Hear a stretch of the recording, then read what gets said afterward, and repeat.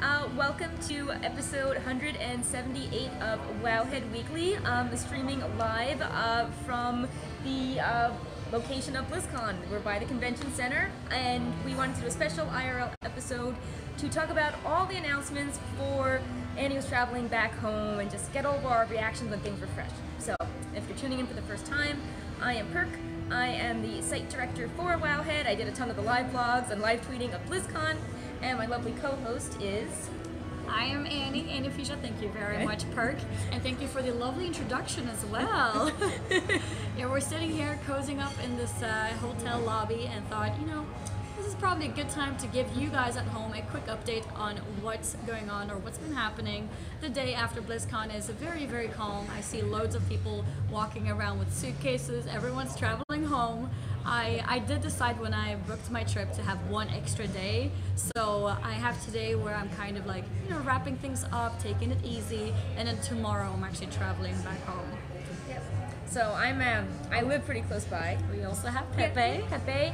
Very important part of BlizzCon. He had there was like a Pepe meetup by the stairs, and all the Pepes had costumes, and then they had Pepe how to draw Pepe panel done by the person who created Pepe, Jordan Powers, at BlizzCon. Oh, that's amazing. Yes, Pepe has played an important role.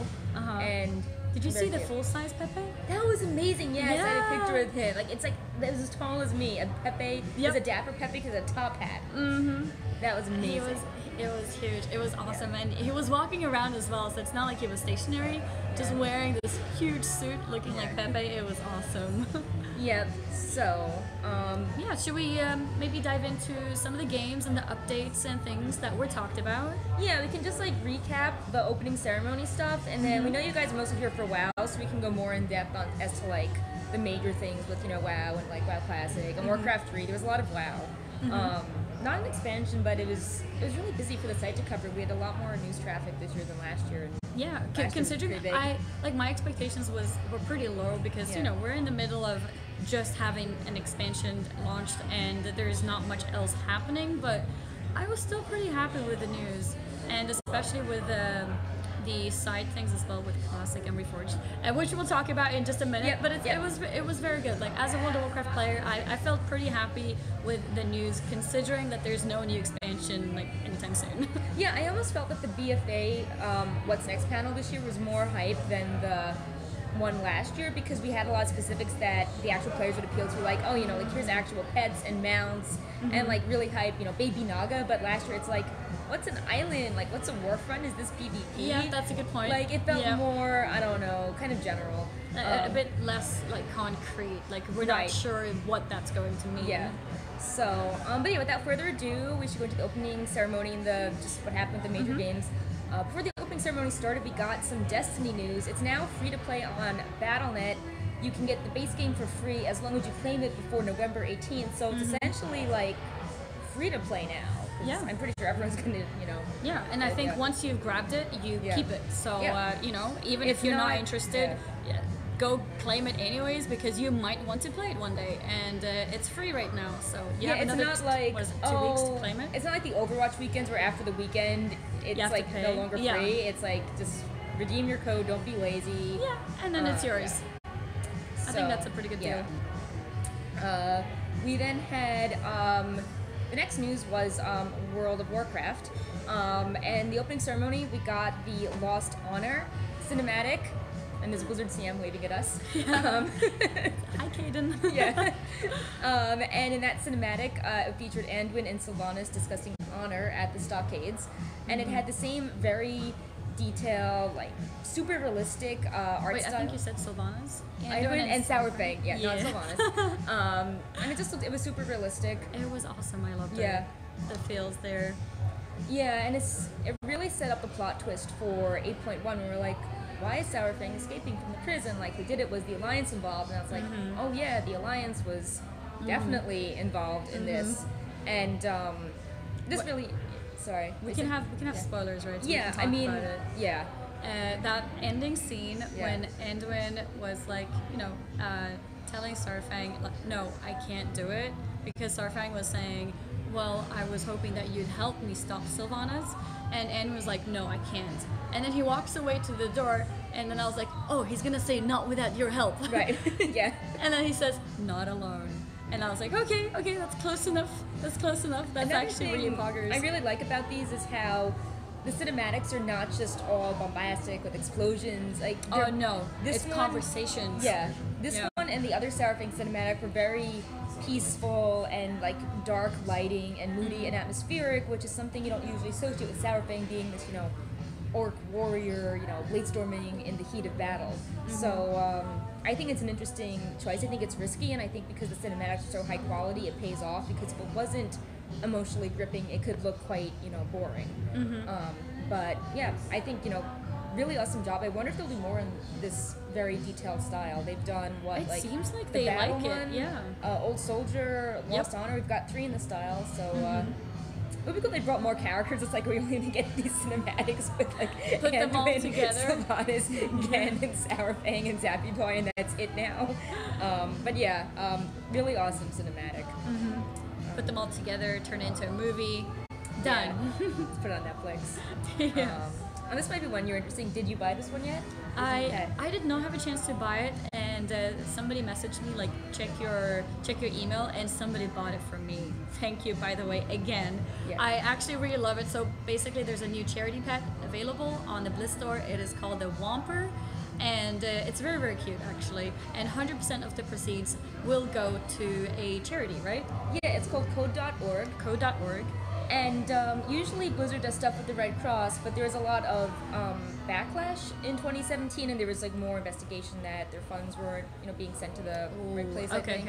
So I know a lot of people were like, "Oh, I want to donate, but this is like not the best organization." So it seems that they're trying out other organizations, looking at feedback. And it seems to be a good, organization. If Blizzard is into gaming, and then Code.org is like helping people, teaching code and education. Okay, there's also cool. a plushie. There's a giant plushie I saw really? of it. Yeah, it's not 100% goes to charity, but a certain percent does, and it's on the Gear Shop. Okay, And it's bigger. Good to know. And there was like a perk-sized version of it that was up for sale for the charity auction too. Oh, okay. So. Good to know. But yeah, I love these things because being able to help charity at the same time as getting pets for World of Warcraft is amazing. So in this case, somebody, I'll keep him anonymous for now, was faster than me and gifted me this pet, but don't worry, I will make sure that I, give back, and I will probably give away multiple of them on stream. Yeah, they're already giftable. Sometimes they're not at first, but this one is. Perfect. That's awesome. So yeah, you can expect some of that at least on my stream, and probably in future Wowhead weeklies too. Yep. I'm not sure for how long the charity will be. It said until... It's in the end of the year. Okay. And it's always on sale, but the proceeds stop after the... Yeah, exactly. Yeah. So now that it's for charity, I think that's a good time to, make sure that you get it rather than waiting until afterwards, because then you're helping another cause, and that's perfect. Yeah.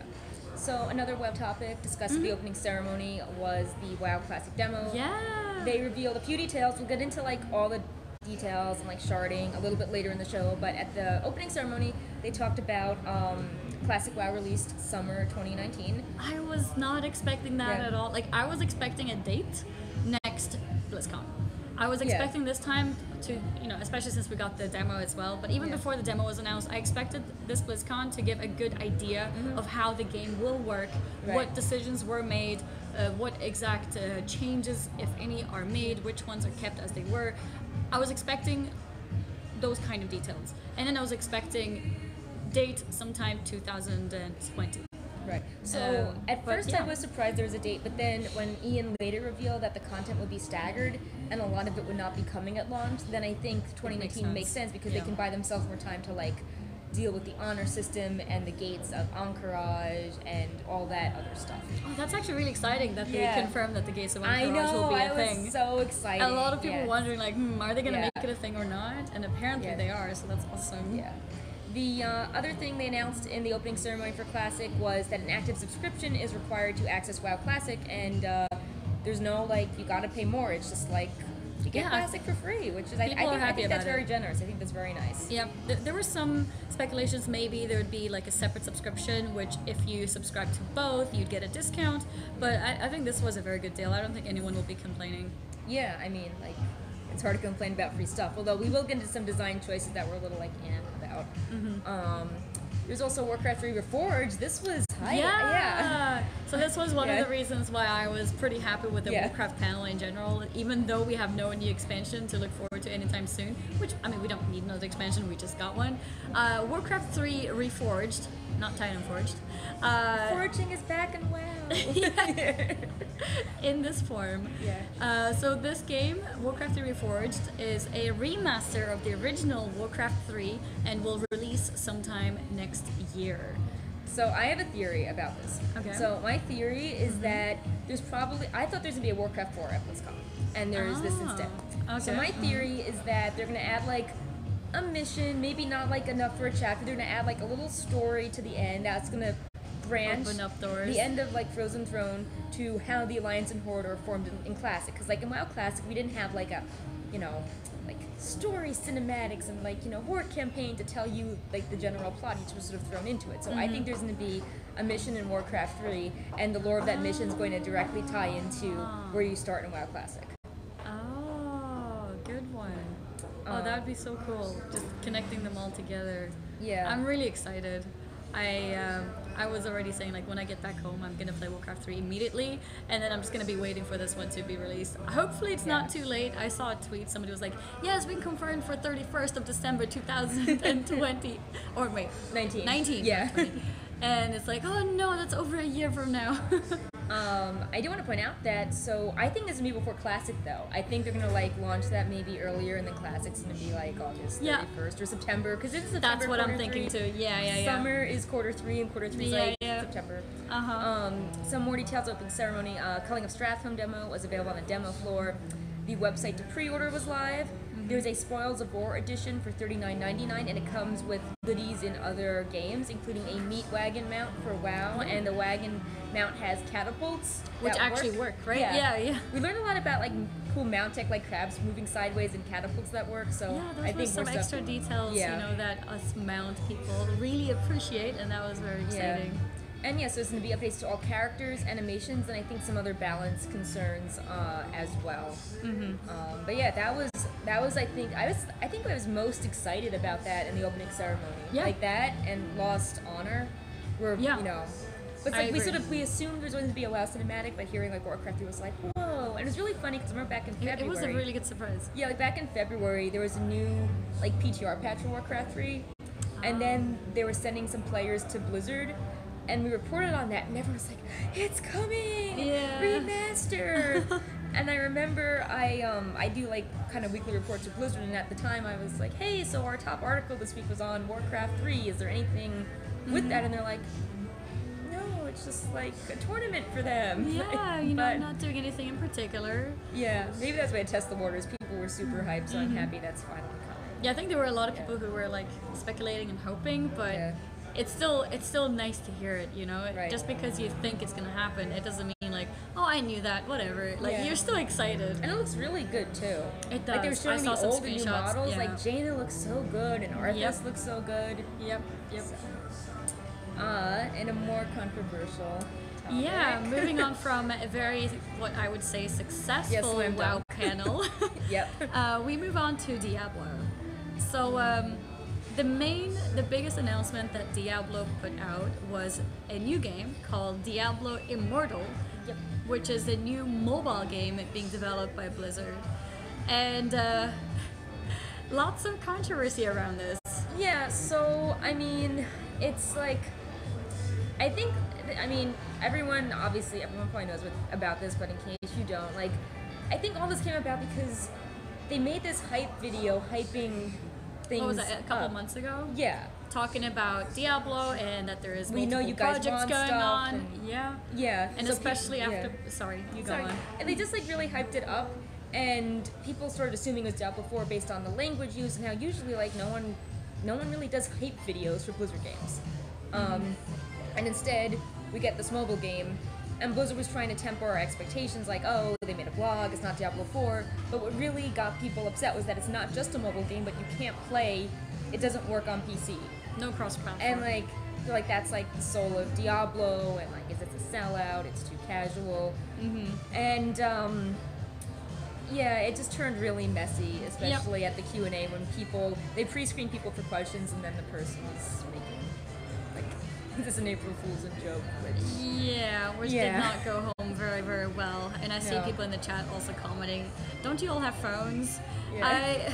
I mean, we do, but like the Diablo experience is like you sit at your computer in like your basement. Because they also mentioned that there's going to be new lore and new stories and new content, and I think most PC gamers who don't have that much experience on mobile will probably not feel that it's possible to get immersed in a mobile game. At least that's how I feel, so I'm a little bit not sure. I mean, I would try it anyways because I think Blizzard, if they decide to bring out a game, it's going to be top quality for sure, or at least I think so. So building on that though, it's being developed by Blizzard in affiliation with NetEase, which is a Chinese company, and they do a lot of games that feel kind of similar. And like I know you can't really have too many different layouts on mobile devices. A phone's only a certain small size. Yeah. But people are concerned that if Blizzard is developing it with another game studio or company, that maybe it won't be the same. Then it might lose Blizzard quality. Feel. Yeah. NetEase is a Chinese company, so there's also speculation that maybe this is done more for like an Asian audience, or the mobile game will be popular in different regions, or people are saying, well, Hearthstone was big on mobile, and that was like a casual card game compared to Magic the Gathering, which is more hardcore.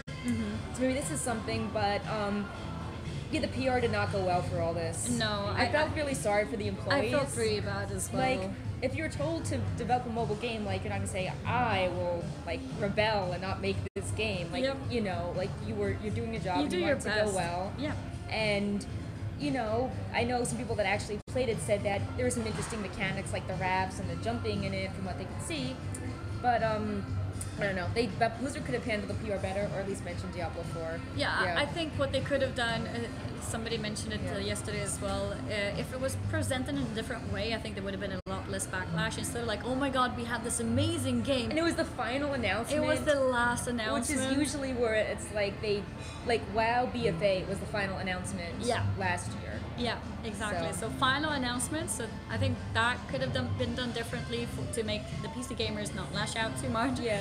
And also if it was presented differently in a way like even hinting towards possibly working on a different thing for Diablo that they don't want to mention yet. Right. And in the meantime, hey, we've got this mobile game, you know, that you can try out. Instead of like, we've got this amazing game, it's on mobile and you're gonna love it. And then PC and gamers you can't play on PC. Yeah, exactly. I actually don't even think they mentioned you couldn't play on PC until the Q&A when somebody asked, and then it was like, were you hiding this fact from us? Like, you know. But yeah, I mean, obviously they're free to make a mobile game. It's a popular genre, but I think the Diablo crowd is very, you know, hardcore in the West. PC, the West. You know, people really wanted Diablo 4. They were speculating on Diablo 4, so the wording could have been different. That said, people should not be harassed for. No, of course not. Yeah. No one should be harassed. I mean, we have to remember these kind of projects are decided among a lot of people. It's not stakeholders, investors. It's not one person making a decision and then let's all be angry with him and then it'll change, you know? Right.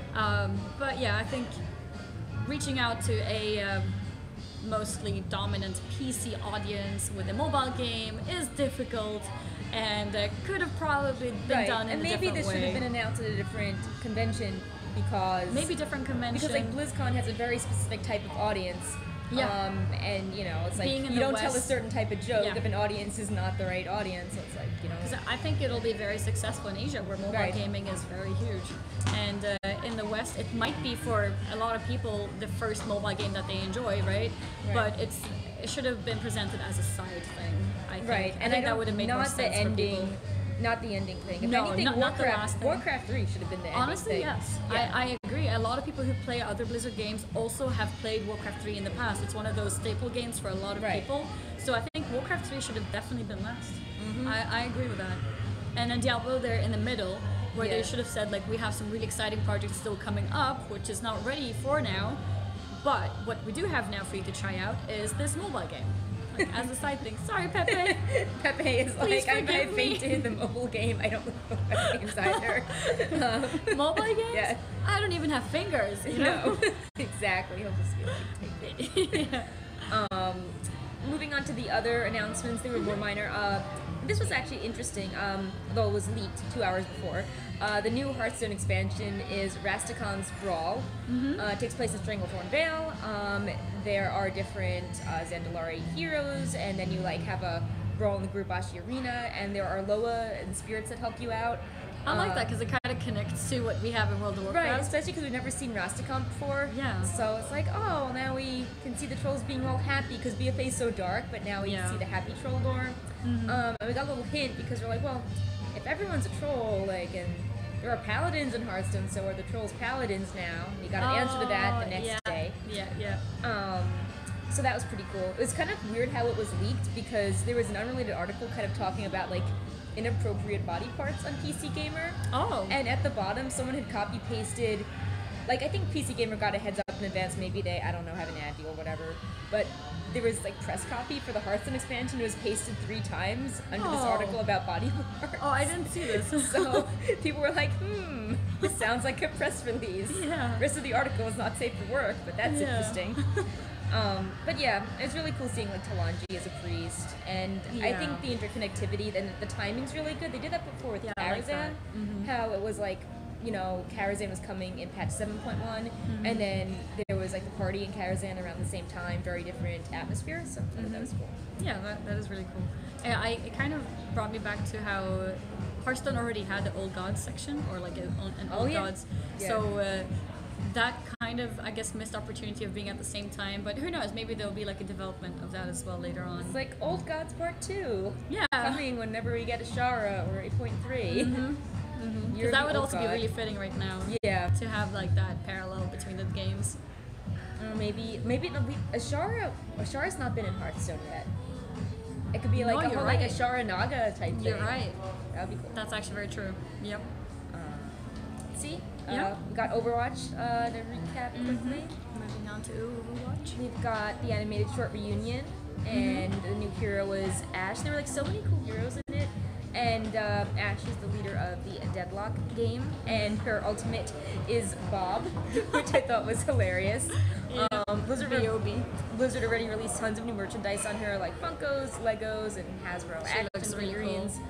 I saw lots of tweets on her, like, oh my god, I need her lipstick. Like, yeah, I think like she would be a very interesting fashion character. Like he's been doing lots of merchandise and like a makeup line. With her. She had really cool like key charms and bag stuff already. Blizzard's doing so much with merchandise in Overwatch. I'm like jealous of WoW. Like we love Pepe, but I feel like they need more WoW merch that is as cool as Overwatch. We're gonna get you some friends, Pepe. Don't worry. Don't worry. We're not gonna just get you twins of yourself in different clothing. We're gonna get you more friends. We do have some Murlocs. So, so there's that. Also in the reunion animated short, as usual, you like really critically acclaimed cinematic. I know like a lot of really serious like industry film magazines, publications were covering it, and that just shows how much Overwatch has made it. If you know the mainstream film industry is like, there was a new cinematic, it was so good, and not just like, oh, it's like the weird game convention over in the corner. I also thought it was cool how we saw a lot of characters that could possibly be things like Echo at the end. At first I thought it was Mercy, but it was like robotic Mercy. Yeah. So lots of potential lore there coming to Overwatch was exciting. And yeah, just to recap, final non-WoW thing quickly, Heroes of the Storm. Usually they introduce characters that are related to WoW, and I thought they were, but they didn't. Like this was a new character. I was thinking it was going to be like Rastakhan and Heroes, but he was in Hearthstone. And instead they introduced Orphea, who is the heir of the Raven Court, and it's the first hero that's not actually based on another game. So it's the first original Heroes of the Storm champion. Yeah, she looks cool. She looks very goth. They made a dress, like a skater dress, that looked like her. Yeah. And they revealed that, and I was like, I almost thought about getting it. Yeah. I feel like she kind of fits my aesthetic very well, like very dark and raven. There was also a really funny Heroes of the Storm, like alternate universe cinematic with Janitor Leoric, which was very popular. And so that was kind of neat. But yeah, not too much to say they're related to WoW. I mean, they always introduce a new hero. It is interesting. And she also had really cool animations. Like I felt like a lot of her, I guess, animations and the way she looked and the feeling of her cinematic in general felt different from a Blizzard character. It felt almost like I'm watching a league ad. Like, I was gonna say that too, Yeah. especially because Worlds was going on, so I sort of like when I wasn't playing and dealing with Blizzcon, I was sort of inundated by like Worlds and like Yeah, World yeah. skins, and on my Twitter feed. yeah, it felt like a new character in League of Legends. Yeah. Which is pretty cool. So it seems like they're kind of experimenting into slightly different tastes of characters. Yeah, which is cool. So it's not just like, oh, Heroes of the Storm is like the, fun like place where all of the heroes just hang out. It's like, oh, like it can be its own standalone game. Yeah. I know that a lot of Heroes of the Storm fans were actually pretty disappointed that that was the only thing that they got, because a new hero is kind of one of the things that they were expecting. So they were hoping to have something more than that. Yeah. But unfortunately, it seems like that is it, as far as I know. Yeah. So announcement before we get into the WoW stuff. Sass has messaged me that he's going to try to find us in person, and he might like say hi on the show. Oh, yeah, so that would be exciting. awesome. Yeah, everyone is always like happy to see Sass. Yeah. And you can all tell him that he did a great job on the Wowhead party. Oh, yeah, that He was got so home at fun. 8 a.m. the day of the party, like dealing with all the merchandise. really? And then he, if you guys watched the party, you must have seen the plushies on the stage that were gigantic. He had to carry the plushies through Oh, God, Blizzcon security. They were massive. Yeah, and they're filled with metal to keep them in shape. Oh. So he's like stuffing this thing through a metal detector that Yeah. didn't work, and it's setting it off. It's Oh my god. But yeah, it was really fun. We didn't talk about it. Are we talking about it later? Oh, I mean, we The can Wowhead talk party? about the party now. I don't care. Yeah, Wowhead party time. Yeah, Talk. we had the Wowhead party on the first day of, well, I can't say first day of BlizzCon. Day it was zero. the day before. It was Yeah. the day zero Yeah. of BlizzCon, so the night before. And I would say it was a success. Like, we had a bunch of panels, we had lots of people, we had very good music, very good surrounding. Yeah, a lot of people were like, oh, the DJ just wasn't weird EDM this time. It was like actually chill. And I know it And was he loud listened sometimes, to, but it was like quiet when you guys were doing the panel. So. Yeah, and he was very like listening to people's suggestions of music as well. nice. Yeah, so it was actually very good. And yeah, so the way that it worked was there was a music and there was a dance floor. We also had a section for the wheel spins where you could win a lot of different prizes. And what else did we have? We had claw machines. We had the autograph signing. Yep.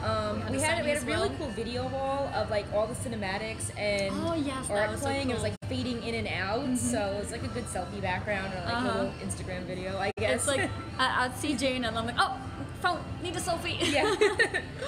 But yeah, this was the first year we had it indoors as opposed to this like outdoor panel. And we always had it outdoors because like ages ago, this is our I think 7th or 8th year doing the party, but ages ago, it was at a hotel that doesn't exist. It was called the Annabella, and they knocked it down for like a luxury hotel. And we had it outdoors in this little area, and there was a pool in the center, and drunk people would fall in the pool. And we're like, oh, everyone liked the outdoor ambiance. Let's preserve it when we move to the Hilton. But now we're like, oh, well, it's kind of weird that we have to go outdoors and then indoors, and then we sort of like lose half the party setup when the noise buffer zone occurs. So we had it indoors, and everyone's like, it looks so professional, like grown up, and like the mood lighting, and I liked having the promenade as well. So like it was quieter there, and we had the autograph booths, and we had merchandise booths, and I just think And the music wasn't too loud. No. That's like one of the main things that I noticed at different parties. The music is just way too loud. Yeah, like, what were they thinking? You were on this. I mean, obviously the people in chat know, but it was first year, being up on the stage. Yeah, that was. So I don't know if you guys watched it, but so I had the last segment, which was meant to like kind of close off the panel stage and transition into the party itself. And it was the first time ever that I was on the stage, and I was pretty nervous because I just had to improvise everything and just see what happens. But it worked out because the crowd was amazing. Like the crowd made me feel so comfortable and so good up there, and I think a lot of people enjoyed it as well. I got a lot of really good feedback. Thank you guys.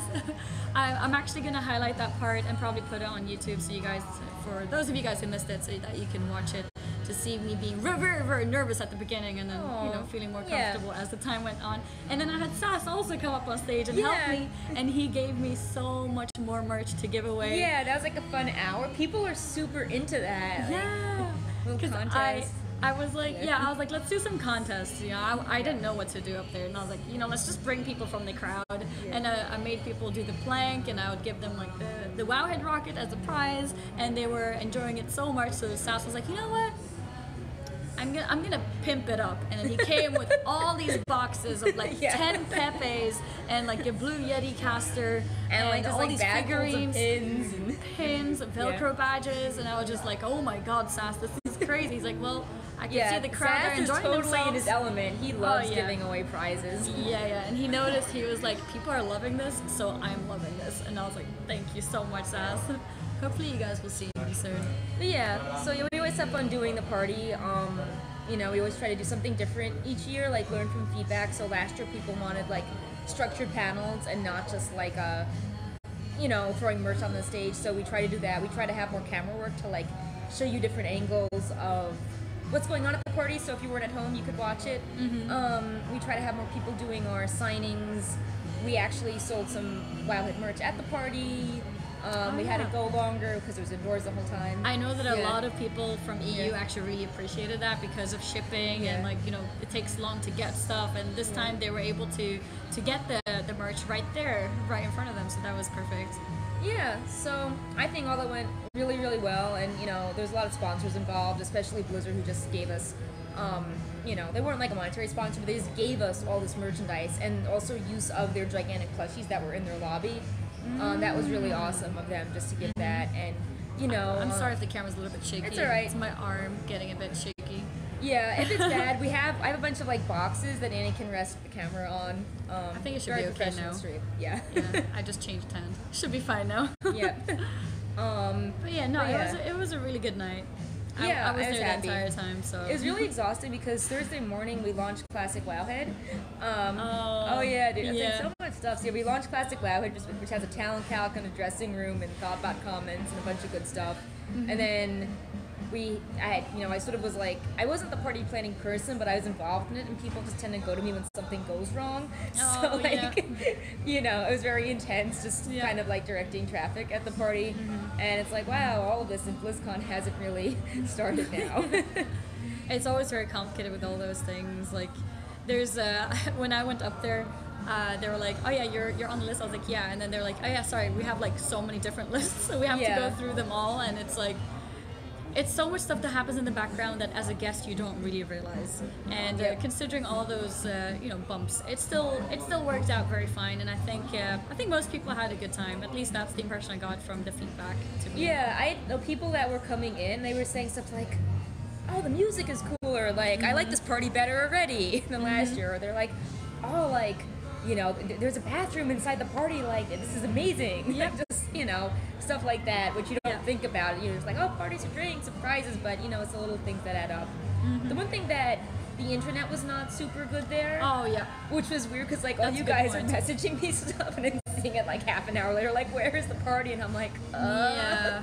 The internet was probably the only bad thing. Either you figured it out or you missed your, you know, you missed your thing. So I'm sorry, guys. No, it happens. That was a little bit sad for me as well because I was hoping to IRL stream. I know that S-Fan was able to IRL stream everything, and he had a different setup. He had the streaming, the backpacks, so it's not a regular phone internet. Maybe that's something that I could consider for next year, because I think being able to IRL stream would be awesome.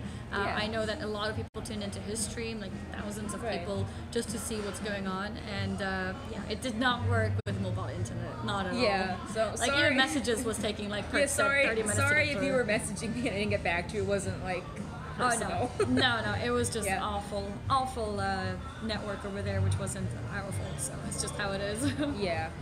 But yeah, so we should discuss some of the actual specific WoW news. I think so I mean, obviously the big WoW news was, besides Warcraft 3, was like what's next, which was like 8.1, 8.15, and 8.2. So we did a little article to each, I'm so organized. Like WoW, his traffic just totally exploded when the what's next panel hit. Like we were getting like, I don't know, hundreds of thousands of like page views just in the network. Like, look at the People graph. want to know what's going on. Like, yep. But the first thing we learned is that that's the wrong way. Is the date of the new patch? Yeah, the date of the new patch 8.1 has been confirmed for December 11th US, and for people that live where Annie does in EU, December 12th. December 12th. Yes. So that's actually a lot sooner than I was expecting, because that's about a month. I mean, maybe you were expecting about that time? I was expecting it to be sooner. because I'm like really pessimistic, and I'm always like, wouldn't it be horrible if there was like a new patch around American Thanksgiving? Like, wouldn't that just be so stressful? They're probably gonna do that. Oh my god. But they didn't. They didn't. No, they didn't. Okay. And it was nice because I remember last BlizzCon, someone, I think Jay Allen Brack, told one of my friends, like in America, he's like, "And Taurus is the end of November." And so I was like, "Oh, is I thought that was gonna be the time for A1, but it's not." And if you haven't been paying attention, you're gonna get the island expeditions, new ones. The war campaign will continue. Heritage armor for non-allied races. The Dark Shore Warfront. What won't be coming is the raid instantly. No, that's going to be staggered. They confirmed that's going to be staggered, and it won't be over the holidays. So there's going to be no like Christmas raid. Yeah, which so is it's good. going to be in 2019. Yep. Yeah, so the next raid will be available after New Year's. So, if you were planning to go on trips or, celebrating the holidays, you're very safe. You're not going to miss any raids. But I'm very happy about that because 8.1 brings a lot of improvements that we need, such as the Azerite armor discussion that we have had in the past. So and all the vendors. I'm glad. Yeah, less all those RNG. vendors, Yeah. the balloon vendors, Island Expedition vendors, the Azerite armor vendors, and all that stuff is coming in 8.1, so we won't have to wait too long. And I'm also cool with the later date because the PTR build last week and the PTR build on Tuesday. Oh yeah, a little side story. So I was having Sass took us to this like really amazing steakhouse, and it was the Wowhead content team. I made a food coma. We ate so much food, and on the way back, as we're waddling out, we're like, "Oh, our phones are buzzing," and there was a PTR alert. So we like got in the car. I brought my laptop. I feel like I need like a laptop sponsorship because I have so many stories that are just me like using my laptop to like data mine in like weird places. And I just pulled it out in the backseat of the car, and I used my phone for internet, and I started just pasting the data in during the car. So Blizzard is really cranking these builds out, but what's more important is that they've been doing a lot of things to improve based on user feedback. So for example, people are like, "Oh, why are people calling Tyrande a queen? She hates that name," or "She looks kind of weak. Maybe like Nathanos should seem weaker than her," and just like a lot of little details to make sense, and it seems like they're responding to feedback. So with the later release date, maybe that can be a way to add more improvements so it's not rushed. And I think that's a good thing. Yeah. Because it seems like the last 2 weeks between the vendors and the lore changes, it's been like noticeably better than the start of the 8.1 PTR. Oh, definitely. Yep. Yeah. And maybe more class tuning as well, because I know some specs are still sad. I feel like Ian kind of put fuel on the fire with that when he was like, some class discords are like going on suicide watch. Yep. It's like, oh, well. Did they mention any class changes specifically?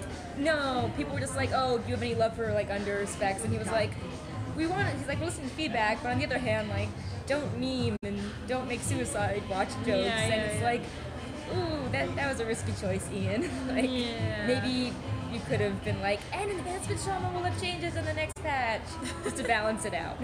But he didn't. But yeah, so one more thing about Tides of Vengeance before 815 talked is they showed this new Terror of Darkshore cinematic, which was very, it was like very horror themed look, and it was about a surviving troll of Malfurion's wrath. It was so good because they weren't just like tree hugging hippies. It was like, oh, this is like the savage side of nature. It's like, nature can have thorns that will choke you, and things that pull your eyes out, and it was cool. And Tyrande looked like a badass, and I hope the story keeps continuing. But I really like this. Owl was so pretty. I know. It was so pretty. I saw Petopia. They're like, oh, everyone in the cinematic is like, oh, pretty owl, but a hunter is like, ooh, a new tame, like new battle pet, like new hunter pet to tame, new owl model. But yeah, it was sort of like a very grown-up Pepe. Pepe's like, I'm gonna be that when I grow up. Yes, Pepe. But yeah, it was really nice to see that since we had talked about it before. We felt like Tyrande was kind of left out of things. And Malfurion as well, where he only had like a short, it wasn't even a cutscene, it was just like a little scene. Oh, that was so bad. It was like Sarafang throws the axe at Malfurion in the pre-patch. I still think that should have been a cinematic. Yeah, agreed. I don't know why they didn't do it. Maybe they just figured like resource-wise that was only something that would be seen for 3 weeks out of WoW's eternity and no replayability. And I think because there were so many other epic cinematics around that time, maybe they felt like it's not needed, Right. so it's not worth the resources, and they knew that Malfurion and Tyrande are going to be in future ones, Yeah. so I guess they figured it's okay. Right, but yeah, they actually did look badass here. Although I would have liked a touch more Tyrande because, like, she looked very stoic as she's like sitting with her owl. But I want to see her, you know, messing shit up. I want to see her Yeah. like killing things and using the force of nature, not I just think there's gonna be Malfurion. more. But you know, overall, I was pretty happy with that, and I'm glad that they have their. It's almost like a little patch within a patch. Like I feel like Terror of Dark Shore is its own little content bubble with the Warfront and the Night Elf customization and the special quest lines, and then like Tides of Vengeance is like more the raid stuff with Bot Zombie and all that stuff. So yeah, I hope they keep continuing the story because right now the story is they're like, oh Tehran, sorry we can't help you. And she's like, well I'll deal with this myself. And I feel like there have to be repercussions of that. Like when Anna was like, oh like they're doing really well without us, or like, oh, we should maybe help them now after winning our war. So I hope they keep the narrative up. I would be sad if they're like, okay, we're done. Like Darkshire perpetually fighting. No, yeah, we definitely. I don't think that could happen though, especially with the the hints that Sylvanas is gonna blow up and have some bad shit happening. Oh yeah. Yeah. But yeah, why don't we just discuss some 815 stuff, which I actually have. So like, as a side note, with some things going on with Wowhead, we do the live blogging and the live tweeting, but we always have someone on the side doing recap articles of the really important stuff. So if you search for 8.5 when the panel ends, you're not just like, there's an actual post called like 815 that's really in-depth and nice. So we have little like guides in addition to the coverage. It's really time consuming, but I think it's worth it to help you guys like understand what's going on. So I just pulled up not the gigantic mega what's next blog on my screen, but the 815 blog my coworkers are doing. Should we show people? Oh yeah, so we can so for example, like if you look at this, it's like don't tell me it crashed. oh. It's like not maybe this was a bad idea. Let's go back. Sorry. Okay, that's weird. Okay. It seems like it's fine when we're back here though. Yeah. So, okay. Well, it hates my laptop. No screen for you guys. But yeah, I'm sure, well, based on the traffic, I'm sure lots of people have been using Wowhead, so you know what the blog looks like. Yeah. But I'm glad it didn't crash, because that's happened to me before. I changed my camera camera angle, and then my stream just crashed. So at least we didn't crash. We're here. Yeah. But Welcome yeah, back. so let's talk about the first thing we learned 815, ally races. Yeah, we got some confirmed, not dates, but patches at least, for the Kultiran and the Zandalari Trolls, which will be in 8.15. So that's really long, because we've got like the starter 8.1 packs, and we've got the raid after the holidays. Yeah. And then we've got 815, which is like not going to be, 2 weeks after the raid. That's going to still be some time after the raid. So... So what we learned, we got some confusion as well, but we learned the available races for both, and we learned the racials and what they actually do for both. And start with the Kultiran? Yeah, so for Kultiran, Druid, Hunter, Monk, Priest, Rogue, Shaman, Warrior. At one point, they said it was an accident. They said Kultiran could be mage. They can't be mage. Everyone's like, but Jaina is a mage. Yeah. And like Jaina's now in charge of them. Yep. But apparently they can't. I'm really curious to see the totems though. Oh yeah, that's gonna be fun. Yeah. And I'm wondering also if mages would be available later. Since that Jaina is now back over there, maybe she will start like a school for it, which would make sense for mages to be able to appear. I don't know, because we were asking as well, like why can't they be mages? Jaina is a mage, but then it's like if you think about it, she went to Dalaran to learn, right? But now she's back, and she can be the teacher. People. Yeah. So they have 5 racials. Brush it off increases versatility and regenerating a portion of damage taken. Child of the Sea, hold your breath longer and swim faster. Haymaker, you stun enemy. That seems really cool for PvP. That seems strong for PvP. Yeah, Jack of all trades increases skill in professions. We don't know how much that is, if it's like +5 or I don't know. And then Rhyme of the Ancient Mariner, reduce frost and nature damage taken. Now, the more interesting one, well, they're both interesting, but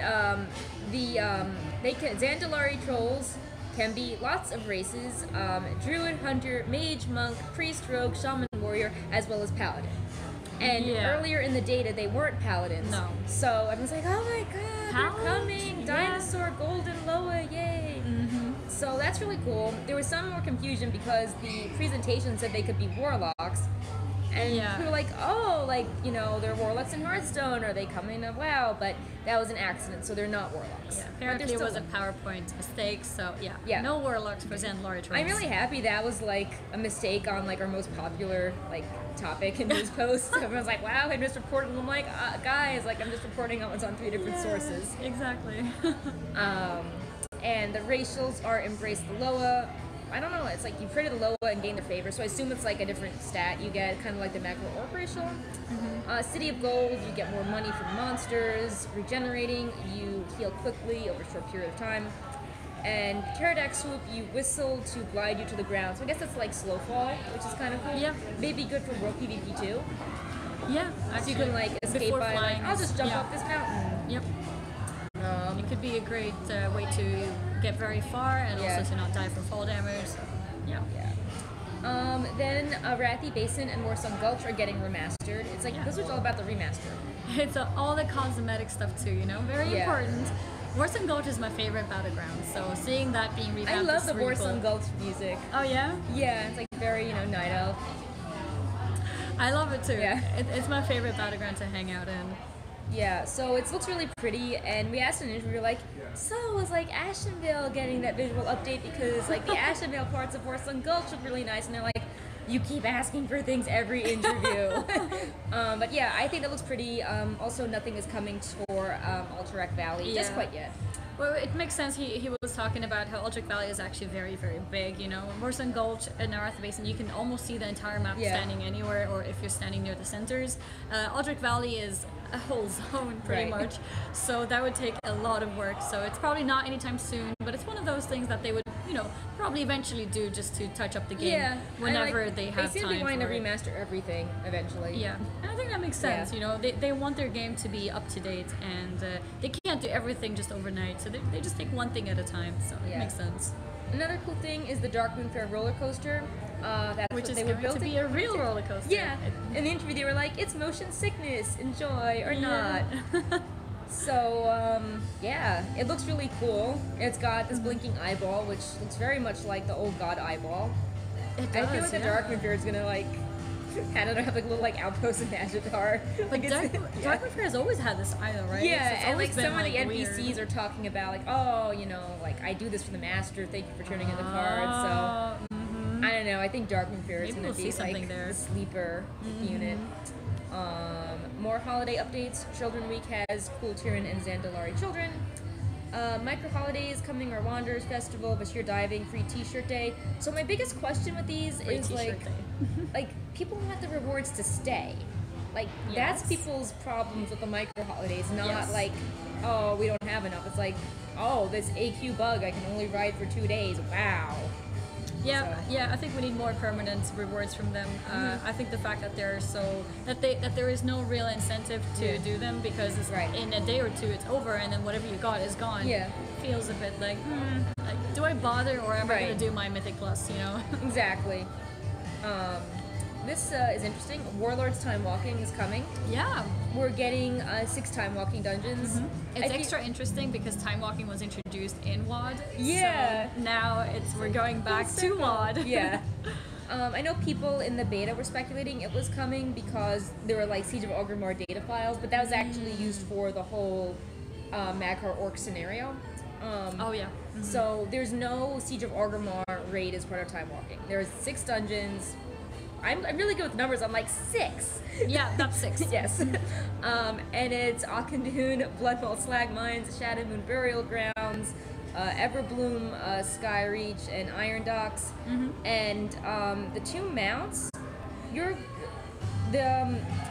these are not the mythic mounts, right? These are the these are like the Shatari Skyguard, not Skyguard, but like the I'm not sure if that the was a garrison great idea. ones. But yeah, Yeah. we're talking about the time walking mounts that Yeah. were introduced as the Warlords of Draenor mounts. Right.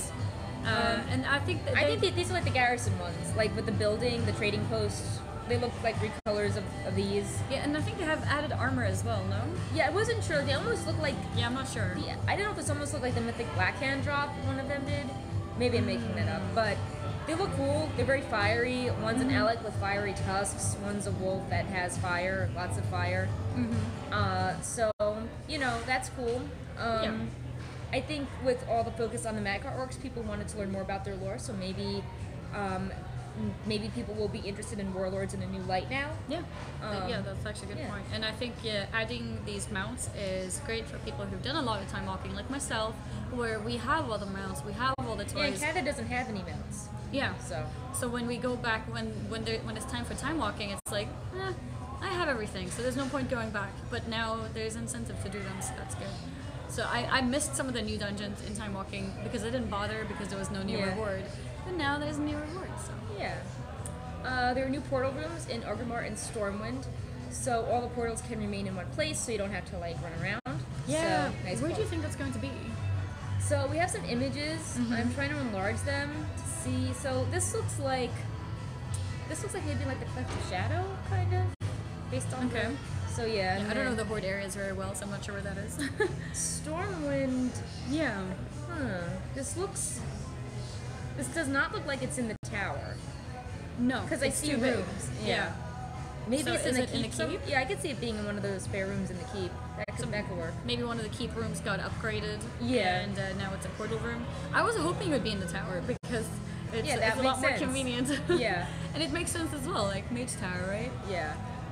Or do you think there's any chance, you know how when you're in the Mage Tower, you go through the portal to get out? Maybe What you about could the go portal up that's the behind you? Oh yeah, like maybe because isn't the mage tower like a kind of a square at the top, and the room kind of look like a square? Yeah, that could be above it. That could be interesting. Like you go up to get somewhere else, and you go down to get to Stormwind. Yeah, That would be cool. Yeah. Next thing we got profession quest lines and profession items. I know everyone is like, yeah, you know, Wowhead is. Sorry, I just saw someone being like. Oh, someone got censored. I saw censored. I was like, what's going on in chat? Yeah, sometimes the mods, Yeah. it's not the mods, it's auto timeouts and stuff that can be a bit harsh. Like, oh my god, I didn't say anything wrong, why was I timed out? Yeah. But it's usually a very short timeout, Right. so you should be good. Okay, so there are new tools of the trade quest lines that provide profession users with a special item increase. People are like, oh, professions are not as fun as Legion, like there's no quest lines or lore, but now there are quest lines, and they do something. So we data mined one of these during the beta. I was like, where did this go? So blacksmithing has an item that repairs armor to full durability and gets the indestructible property. Alchemy can use cauldrons in the world. Inscription can heal you. Oh, that's so gross. It siphons the blood from corpses and heals you. That sounds like very Solanas. Oh, what the hell? Wait, for alchemy, allows use of cauldrons in the world? What does that mean? You can't use cauldrons in the world right now? I guess. Are they only usable in raids? Yeah. So I've I never guess, been an alchemist, so I've never really thought about it. So I guess like PvP could be something you could use it for. Okay. Or island expeditions, like if you're doing mythic ones, I guess you could drop a cauldron. Okay. Let's see. There's Good to something know. called a blood contract. I don't know what that does, but I assume it's powerful. Allows for creation of blood contracts. Yeah. Yeah, but that's for inscription. Yeah. So yeah, whatever that does. Yeah, we're just reading the tooltips that was put on the slide. It's Yeah, not it's hard via to data know- mining. yeah. Like, enchanting is like, oh, you animate an inert golem and it gains extra resources when disenchanting. And I'm like, to me, when I think of a golem, I think like crazy mechanical stuff, Yeah, and I me think it's too. going to do some like, I'm sure it does some extra stuff like Jeeves. Engineering summons an Uber to assist you. Is it meant to be spelled like that? Yes. So it's spelled UB3R. Yeah. Summons an Uber Yeah. to assist you for 20 seconds. Enables the engineer to construct Uber constructs. Okay. So I guess it's like a temporary Temporary mount. Maybe that's good for PvP. If you're like, oh, I'm in contact, I'm just gonna like Uber away. Yeah. Oh, especially if it's faster than a mount and if it's instant.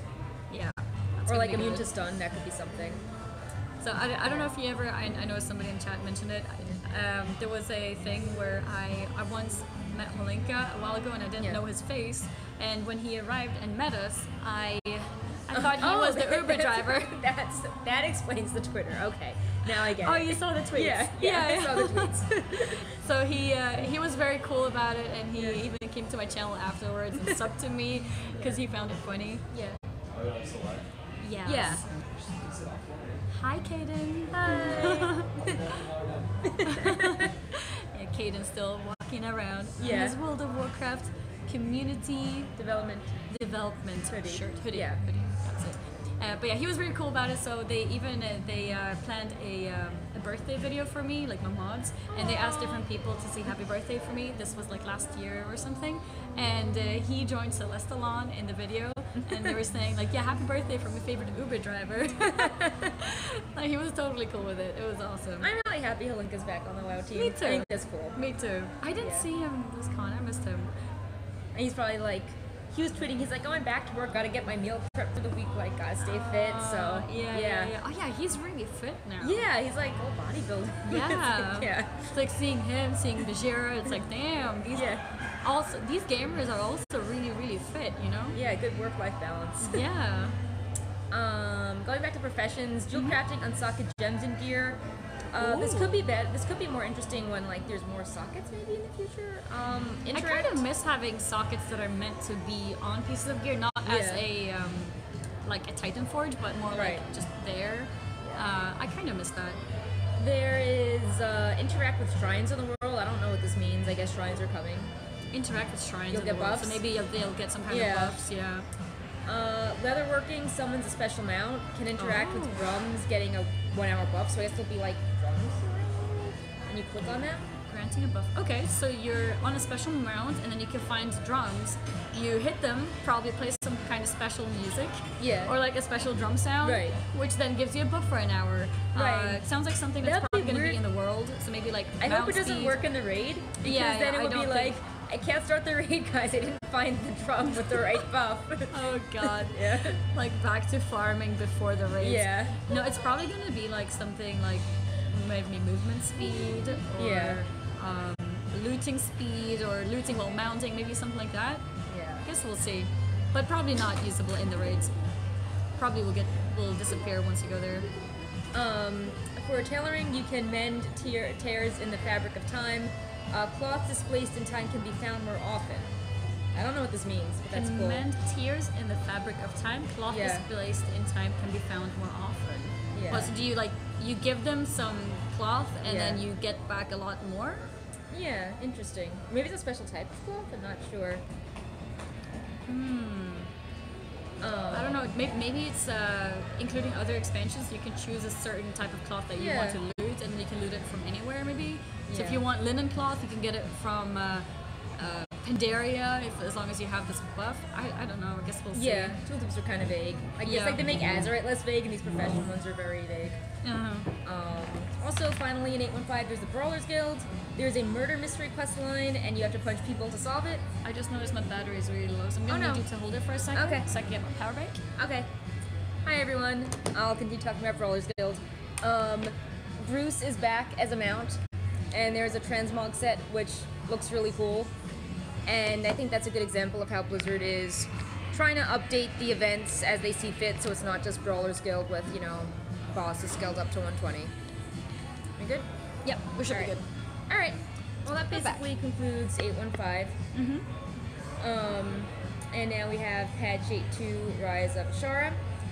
And, yeah, lots good stuff. Yeah. We've got a new zone introduced called, let's see if I say it right, Nazjatar? Yeah. Can I say it like that? Yeah. Yeah, and we even got some preview maps of it, which was also pretty hype because, like we said, with not being in an expansion, we didn't expect that much to be shown to us, but that was also pretty cool. Do we know when this was going to be? No, we have no idea right now. But I mean, they just were like, I think that's slide being like after 815. I think that's the start of the post. Okay. Yeah. Gotcha. So, but yeah, it looks very cool.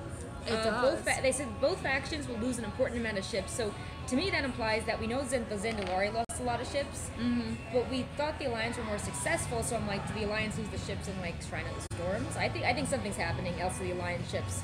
So the Battle of Dazarlor is bad for the Horde, and Shrine of the Storms is bad for the Alliance. And let's see. So Nazjatar kind of looks underwater, but also kind of doesn't look underwater. And we learned about this in like the interview with Ian. We're like, we talked to Ian about this, and he elaborated a little bit more on that. How you know, we're going to see water stuff, but it's not going to be like 100% water. Right. And I think that might be because of people's previous experiences in Vashir and similar. Like, we don't really like being in water the entire time because being in water kind of slows down combat and just makes the game feel not as smooth.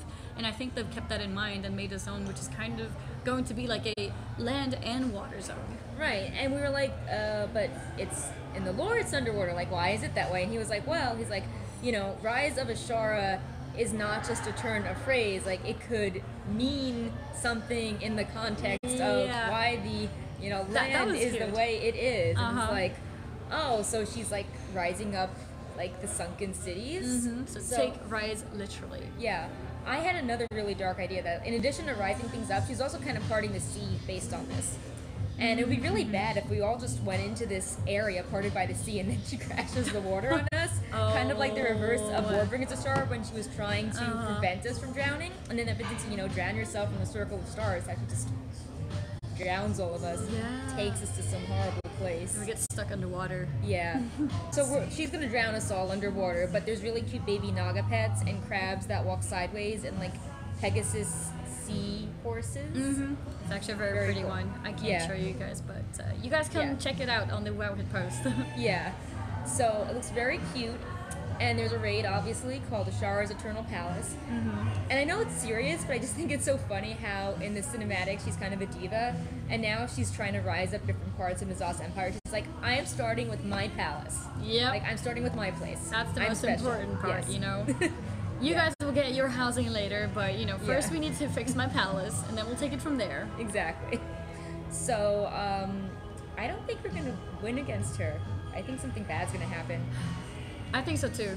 Yeah. I think the old gods will get in the way somehow, and something bad will happen. They also mentioned that one of the bosses would be an underwater boss, Right. and that's interesting. Yeah, we asked about this, and they're like, it's still like very early development. They're not trying to get around, but they're like, we want the field to be underwater because that's where, like, the Naga would obviously want to fight you where they are strongest, which is underwater. And I think that's a good kind of trade-off where they wanted everything to feel watery, but not too much anyways. But then we have a possible water boss. We will be in the water, but not for too long, only during a boss fight. And that's cool, because we haven't been in water for a boss for a really long time, right? I mean, we had, like, Kalthas kind of had flying, and then Alakir had the Z-axis. We haven't had stuff like that for a while. And they're going to do an underwater thing, I thought, with the Abyssal Rift in Bashir, but that whole story got cut in Cataclysm, so... very excited. They were very kind of light on detail. They just were like, Naga, Ashara, like, ships dying. Oh, Sass says he's here, but he can't find us. So we're in the Merit lobby. The center area is very close to us. We're kind of in the right next to the souvenir shop. We're right next to the souvenir shop. And a restaurant that's kind of closed. We can see the entrance of the hotel from here. Kitchen. Yeah. Let's see. Let us know if you made any progress. Leaked Monkas. It's a public place. It's okay. Let's see. There's also the new zone, Mechagon, got another which zone. we didn't really expect. Like, I thought we were gonna getting the like Mechanome allied races, but no, we're getting a whole zone of them. So that whole weird scrap heap in Tierguard Sound actually has the Rusted Vault, and that's the giant portal that's closed. And then when Rise of Ashara arrives, the portal opens, and then there's all these Mechanomes. And they're ruled by a very evil king, Mechagon, who decides that everyone should basically be a robot.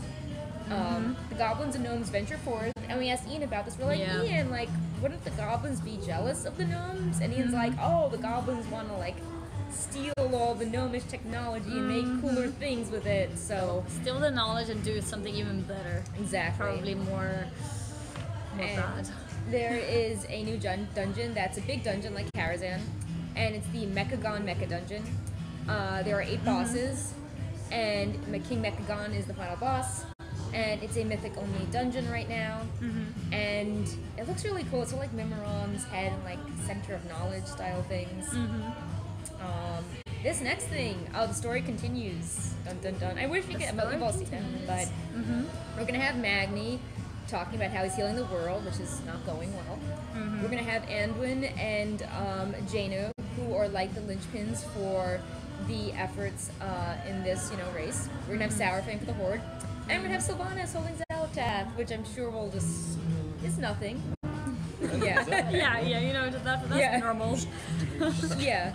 So based on some 8.1 hints, Zalatath, you know, was weakened, and we may strengthen her, and she might escape from her dagger. Some people were like, "Is she working with the Void? Sylvanas hates the Void. The Void hates Sylvanas. Why are they working together? Or did they trick Sylvanas? Does Sylvanas want to like subdue part of the Void and use it to, I don't know, beat up undead? Because the Lich King hates, you know, the Void as well. So there are lots of potential things, and none of them were good. Yep, lots of potential conflicts. Maybe all conflicts at the same time. Yeah, and in the Q&A, someone was like, but isn't Sylvanas like Garrus now? Especially, they both have similar weapons. And they were like, well, Sylvanas would think about what Garrus did and think that he was an amateur. It's like, oh no, she's actually planning something sass. Oh. He just walks past us. Yeah. Hi, Sass. Hey. There. IRL Sass with us right here. I was at the Hilton. Oh. Oh, wrong I was hotel. circling around the lobby. People were trying to say, I don't know what that looks like in the background. Yeah, wrong hotel. But he's here now, so we can say hi to him. Hi, everybody. Hey. Hi. I don't want to interrupt, though, so feel free to continue. Yeah, What's in this that's okay. You can package just hang thing? out. Oh, those are the Cupid Deadlies from 2013 or something. Oh, wow. Oh. Oh, nice stuff.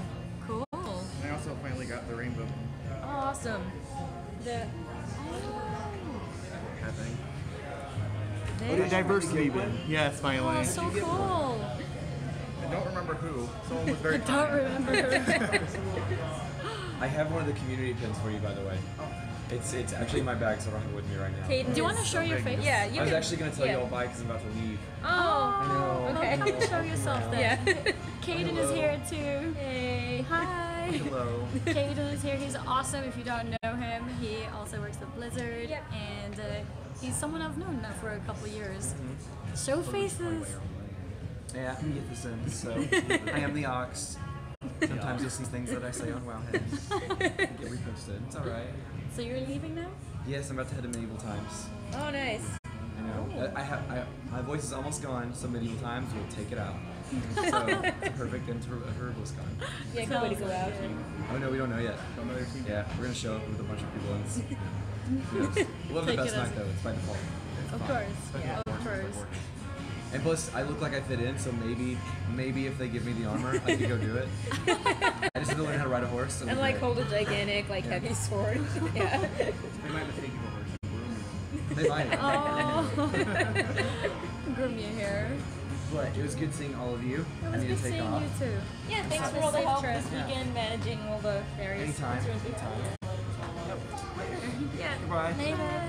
Have a safe trip. Same I'm gonna with you sit as on the other well. side. Okay. See you, dude. Okay. Hey, buddy. Yeah. Yeah, he's awesome. Yeah, Kaden does a lot of Continue. help, like if I need Thanks for something on everything. Wowhead or if I Yeah, wanted to like so give away a excited. virtual You're ticket, right. he'll like Yeah. hook me up This with the week, stuff just or everything. you know, getting the merch concerns, the people like all the MVPs, he got on like a little VIP list to attend the WoW No, party, I tried. stuff like that. So People kept asking me. yeah. No, he's awesome. So So where were we? we just talked about how Sylvanas is bad because Oh, yeah. he's using Zalatath and that's bad. And the Q&A was talking about how she thinks Garrus was an amateur, which is also bad because he like blew up his own Yep. and like made the Horde rebel. Yep. So that was child's play apparently. Oh, So no, they didn't even say anything. They just like showed these four figures, and then we're like, the story continues. yeah, we're like, oh, why is he holding Zalatath? Yeah. We also got some updates on heritage armor. Yeah. So we have heritage armor now for gnomes and is it regular Taurens? Yeah, regular Taurens. Yeah, and their back is a totem. Yeah, that's actually Yeah. so cool. So their cloak Yeah. is a totem, like not Yeah. not just a The cloak picture slot is a of a totem. totem, but like Yeah. a totem with horns and everything. Yeah. Like it's actually so cool. Because we asked, right, if that Yeah. was Yeah, in our Q&A we asked about that. yeah, as we were talking to Ian and we asked him and he's like, yeah, that's what it is. Yeah. We also had new island expeditions, Crestfall and Snow Blossom. Crestfall is an island from Warcraft 2, so that's kind of cool throwbacks. Other things, Heroic Warfronts. No new Warfronts planned at the time, so maybe there's this big spoilerific one. But there's heroic ones. We can actually queue up with friends, so that's a big deal. Yeah. Because right now you just sort of Yeah. do your whole thing. New arena, Battle for Azeroth Season 3, and there'll be a Nazjatar affix, obviously. For mythics. Flying, Pathfinder is coming. Yeah, flying. The bee that everyone wants. And We a still mechanical don't know where the parrot. bee is from, right? No, just that it's Alliance only. Alliance. And Feels good, man. It's hard to describe this, but at the end when they're like, oh, there's even more coming, and the screen had the Nizak fish on it from More Bring It to Star very faint. Oh. So it's like, I actually haven't. what's next? I Yeah. was streaming at this time, so I Yeah. didn't watch this live. I've only Yeah. kind of like read the recap. I need to watch it and see how that was Yeah. presented. Also, they said in an 8.25 or later, Worgen and Goblin updates are coming, and a lot of people were upset that the picture of the Worgen female didn't have the same glowing eyes as the male, and they said in our interview that Yeah. that was coming in the future too. Yeah, it just wasn't in the presentation, but it is there. It is Yeah. gonna be for females too. So Yeah. that's nice. One more recap I just want to mention quickly from day one is, which is the panel? Just one sec. There was one really cool panel where Laura Bailey, the voice actor for Jaina, did a rendition. Oh yeah, so at the end of the Voices of War panel, which was all the famous Lord of Highness figures, Laura Bailey closed the panel by singing Daughter of the Sea with the producer Logan Leflot on guitar and Blizzard's audio choir, and that was super emotional and moving. You know, her character is doing it in person. It was so good. It really was. Yeah. It was beautiful. It was amazing. So for day 2, we kind of covered a lot of the stuff. We sort of mixed it in.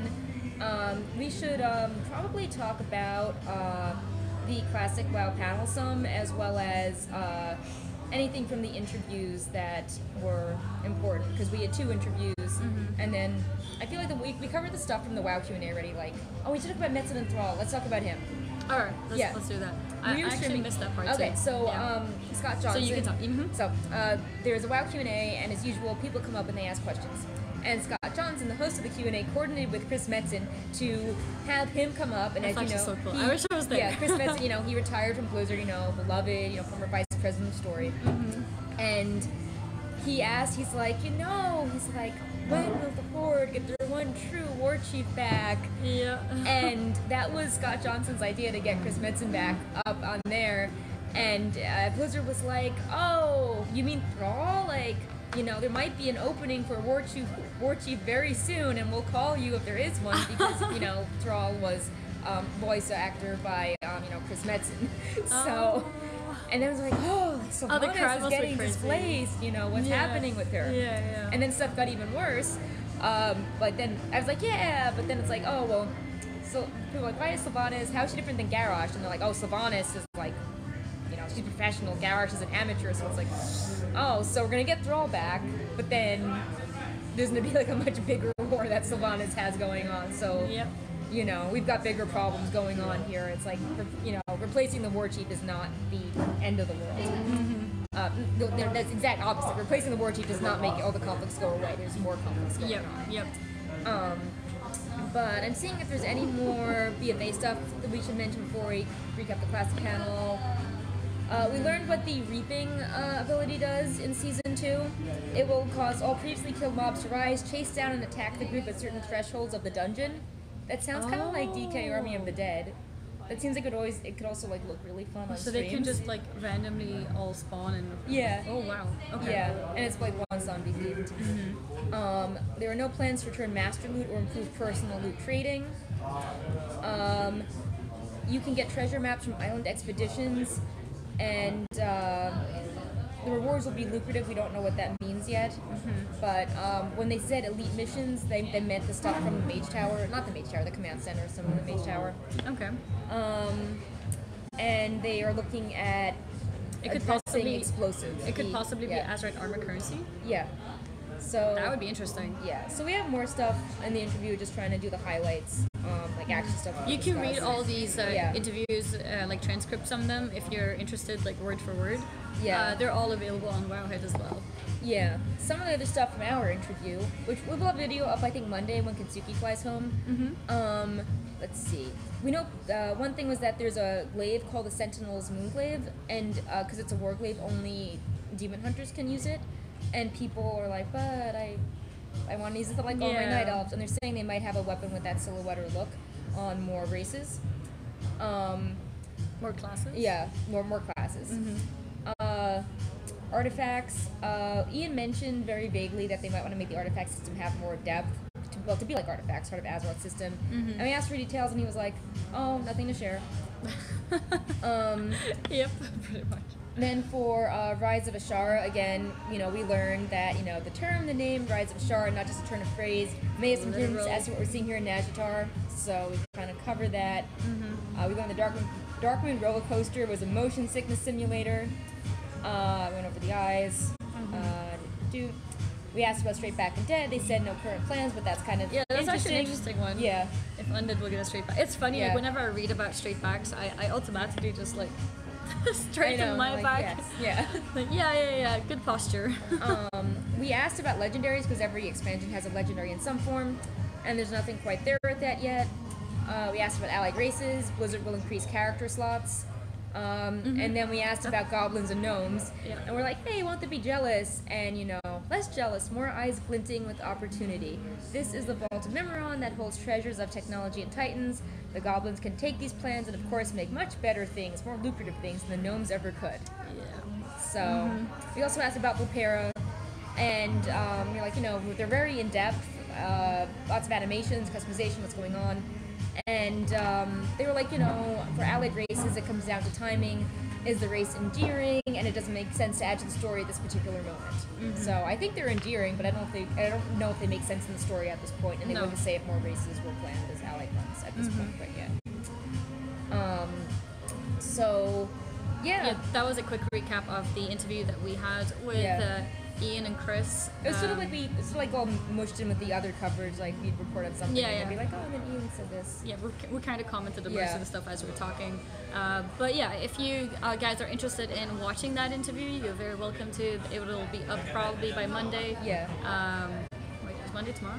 Yeah, Kitsuki's flying home today. Okay, so Monday, Tuesday, something like that. Probably, we should give Kitsuki, a chance to also rest. It's been a tough few days for all of the people at Wowhead, but she's very fast still, so she'll probably have it up by Monday anyways. Yeah.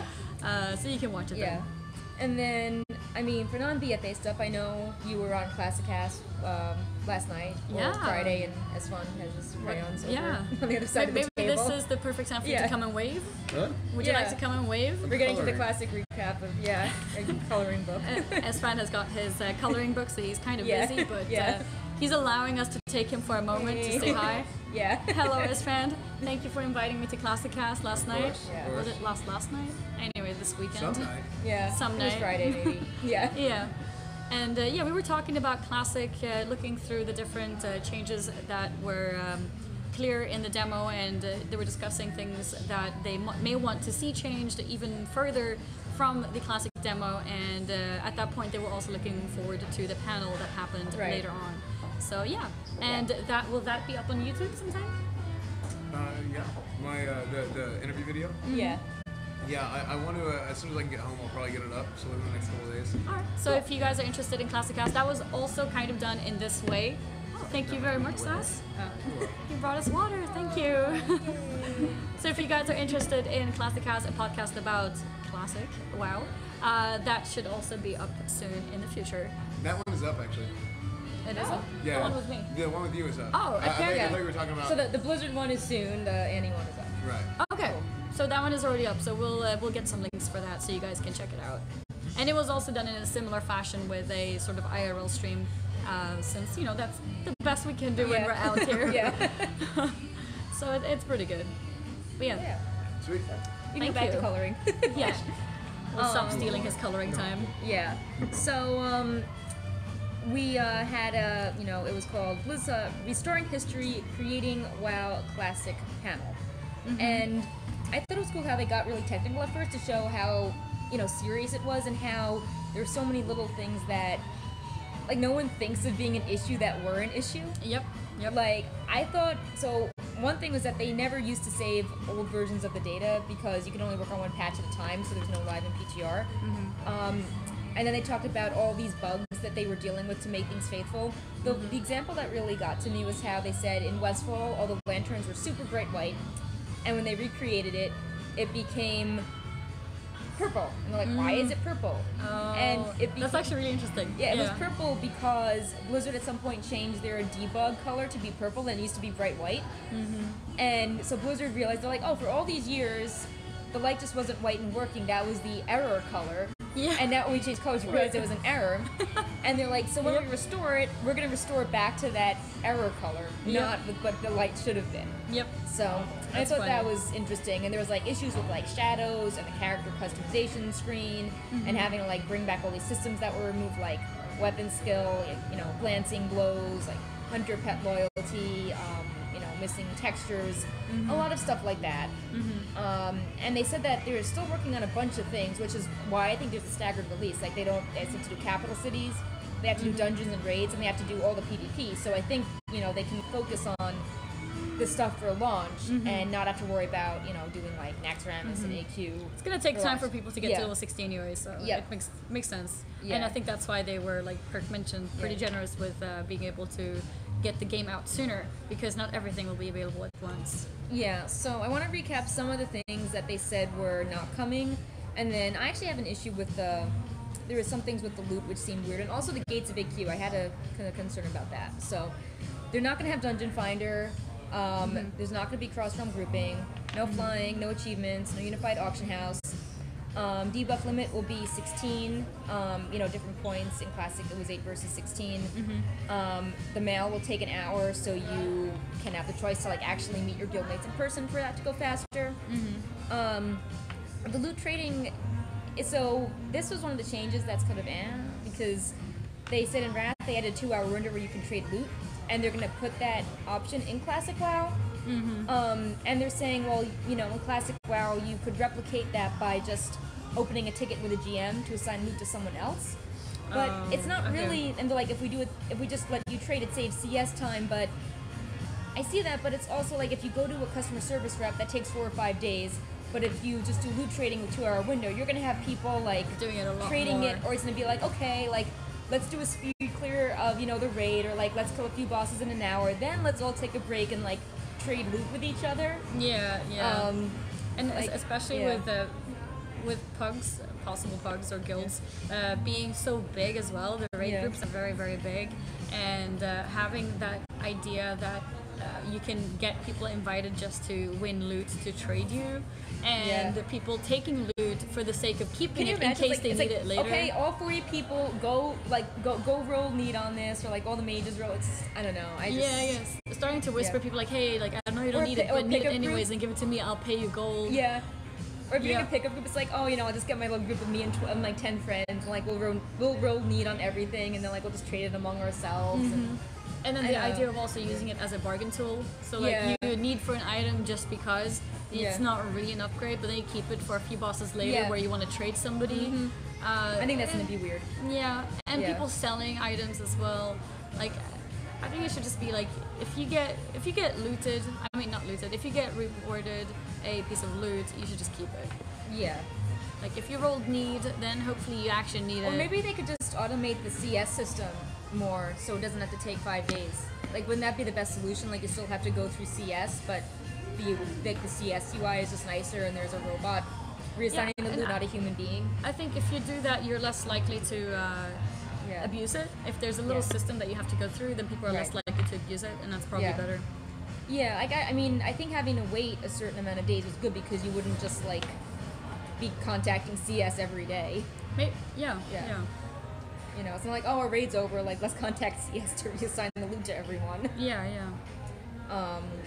So that was one thing. Another thing is that with add-ons, they're disabling some of the add-on capabilities that back in the day were not, they were overpowered, but they'd be really overpowered now if, with all the more technical stuff we have with add-ons. So like, you know, with some of the, like the very strong classic commands, people could basically script their character using modern add-on knowledge, you know, 15 years later.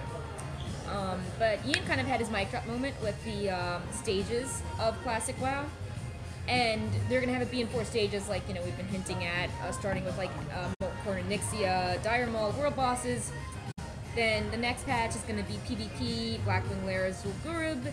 Stage 3 is going to have a bunch of stuff. I think Stage 3 is like not going to be for a while, but it's the AQs, Silithus, Green Dragons, and the opening of the gates. Yeah. And like, so this is my thoughts on the gates. Like, Okay. people didn't. I think it's really cool, and I think it's also gonna be really interesting for streamers. Even though I think that's gonna change the original vibe of it. Like, you know, if like chats are like, oh, I'm giving you like all the linen cloth. Like that changes the vibe of, you know. Like, Yeah, I'm giving you like all true. these tokens for the rep. Like feeding someone the items, but Yeah, it's a lot more. Yeah. So back then it was 100% who worked the hardest, whereas Yeah. now it's who's the most popular person. Yeah. So I guess that kind of probably kills it a little bit. The bigger thing though is that like we know it's coming. Like Yeah. in classic WoW when it launched, people weren't like, oh, I'm gonna stockpile my linen cloth because in a year I'm gonna turn this into Iron Forge. But now we know it's coming. Like the guides are out there. Maybe they should have kept it a secret. Or they maybe, I don't know if there's a way, if there's like equivalent trade materials that they could just randomly assign instead. Like instead of linen, it's like, I don't know, like still a low level thing, but 1 tier up. Or instead of like Mage Royal, it's like Peace Blossom or something. But I think that's just the difference. Like we know how to do the whole quest line already. Yeah. And we can start stockpiling now, and in AQ, we're just like, oh my god, I gotta suddenly like I set have aside some of everything my now. consumables to go do this. So I think that's the bigger thing. Yeah. No, I completely understand that. I think the experience will be nowhere like near how it was before because of the popularity of people aspect and also knowing that it's coming. I think it's still okay for it to be in classic because it's still going to be an definitely. event. I was It's going super to be fun. excited. Like I would love to see the opening of the gates again without server issues. And I think that something to help bond people together and forge those server connections is really important. And maybe like all these modern day WoW people can be like, oh, this is a cool way to actually have community that's not LFR based or group finder based. So I think it's overall good. I'm just pointing out that if we're talking about differences from classic, I think that will cause some complications as to having the exact same social identity. I don't have a solution for that. It's something that will kind of affect all of classic, right? Right. Since we have a lot more knowledge now, and there's a lot of streams, Right. probably lots of more sort of mainstream guilds probably around. So it's going to be. Thank you. Maybe it helps a little. Once I get the correct angle, there we go. Yeah. Yay. My hand can actually rest now. I now only need one hand to actually keep it straight. Thanks, Sass, who just gave us a little, should we call it like a budget stance? Yeah. Gave us a buff. Yeah, gave us a buff. So, yeah, and then stage 4 is Nax Ramus. Yeah. So another thing that's interesting is how all the data is 1.12, but we're playing content that was introduced in earlier patches, and in those earlier patches, classes were, had different, they didn't have different abilities, but there was like buffs and nerfs, and there was different stages of tuning. So I wonder if that will affect anything as well. Like, you're playing, you're progressing on like Blackwing Lair, but using the talent setup using the from buff several, several patches later. Yeah.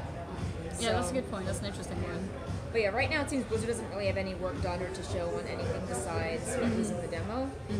But I think it's really good that they showed us the really detailed stuff. Oh yeah, sharding. We should discuss I was just that gonna briefly. say, so sharding was also a really big topic because at first they were saying like, yeah, we get it, like having sharding isn't very good for the immersion. Like you want to go to Stormwind, you want to see your friends, that you don't want them to be gone.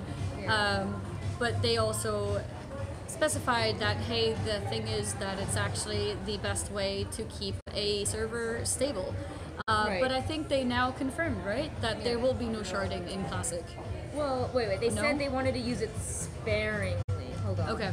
So Let's get the exact words. They say they don't want to use sharding in a way that affects the social fabric. I'm sorry, there's like a billion tweets. I was live tweeting this. I just need to, I want to remember the exact wording so I don't say something dumb. But sharding, in case there's anyone here who's not 100% sure what sharding is, I know that's a discussion quite a few times in my stream. The difference between phasing and sharding. So phasing is when you are in a zone and it's phased according to your quest progression, for example. And that can still happen, if there's something that phases you in a specific zone, obviously you'll be in a different phase than somebody else who might be in a different progress of it. Sharding is something that kind of happens randomly. Well, as an experience, it feels randomly. Right. But what happens is actually you get pushed into a different server because there's a lot of people in your current shard, in your current server, so it kind of pushes you into a different one, so you won't see everybody who's on your server. Yeah.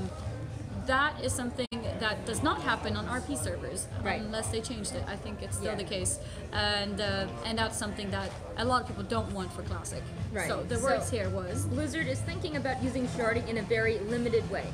They realize sharding is antithetical to the spirit of Classic WoW. However, sharding can help with launch day load problems. So it seems that they would maybe want to use it in the starting zones for like launch day, and then not use it at all on max day, so as soon max as it's content, down. or like even like just maybe use it like just on launch day, and then that's it. Okay.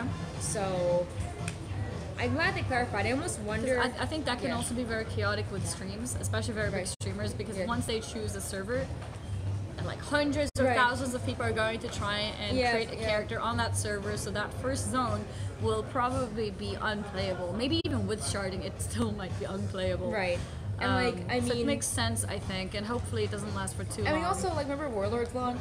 Yep. Like, no one was like, oh, I love this experience. It reminds me of how things were back in the day. I'm so happy I can't log on. It just was like massive rage. It was awful. But yeah, I mean, I'm glad they said they know sharding is not like good for Classic WoW. Yeah, I'm glad they realized that, because it'll ruin the immersion. Like, what's the point of not being able to play cross realm if you can't even see people on your realm? Right. You know, like, you want to be on a realm to feel that you're at home on that realm. You should be able to see and you want to be playing with there. your friends. Like, what happens if you're like gonna have a marathon leveling with your little party of friends, and like, you know, the person who's gonna be like your tank in the dungeon is just like not able to log on or level, or just it's.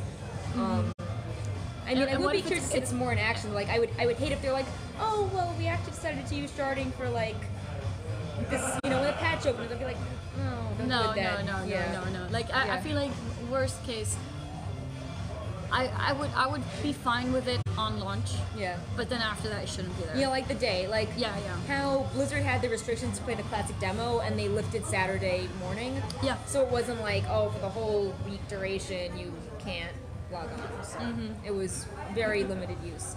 I feel like it would have been good if they announced it though in advance, because you know sharding is a really, you know, it's like they said, it's like not in the spirit of classic WoW. So when people log on and they see sharding, they'll be like, what's this? Yeah. Like, and they did that dev water cooler explaining some of the stuff in the demo, and I feel that sharding should have definitely been part of that dev water cooler. Yeah. No, I agree. It's a huge topic, and I feel pretty positive about it. I feel like Blizzard knows, so they will be careful with it. I think they will use it when they absolutely need to, which is probably, hopefully, going to only just be the launch day. Yeah.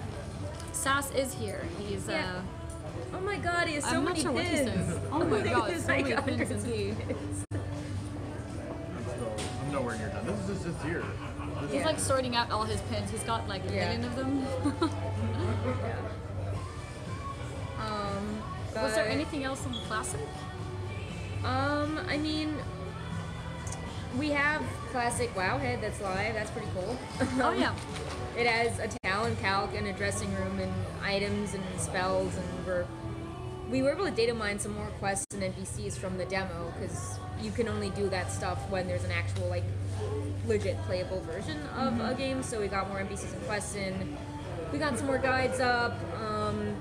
But yeah, I feel like the talents, you couldn't really do much with the demo. It's like, oh wow, I got you get the cool stuff when you have 11 talent points, and we only got 10.